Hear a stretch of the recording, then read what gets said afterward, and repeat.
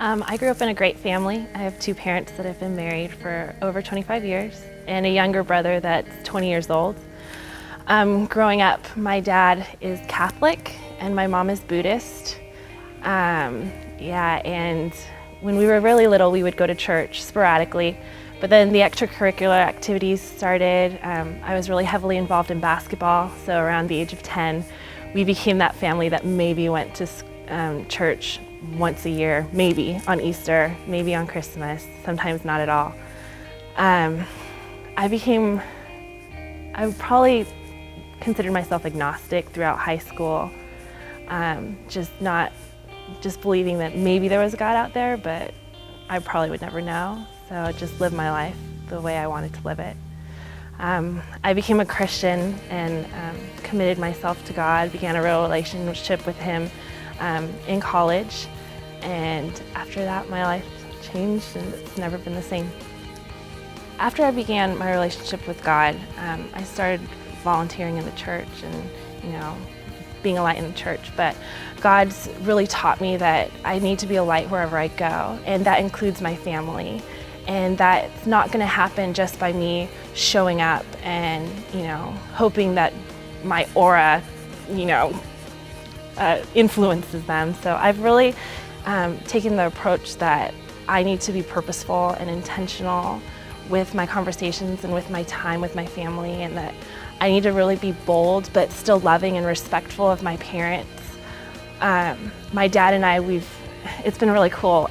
We go on once a week walks, and my dad would say that he was the dog walker and I'm the dad walker. So yeah, and because God and the church and everything is such a huge part of my life, it just happens to get brought up all the time. And so we've had really great conversations about grace, and just to see that he's searching too. He's not set in his ways. He is trying to figure out, if there's something greater out there.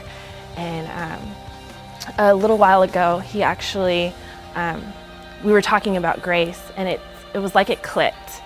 And now when he talks about grace and God, he says, that's why we need Jesus. That's why Jesus came and died on the cross for us.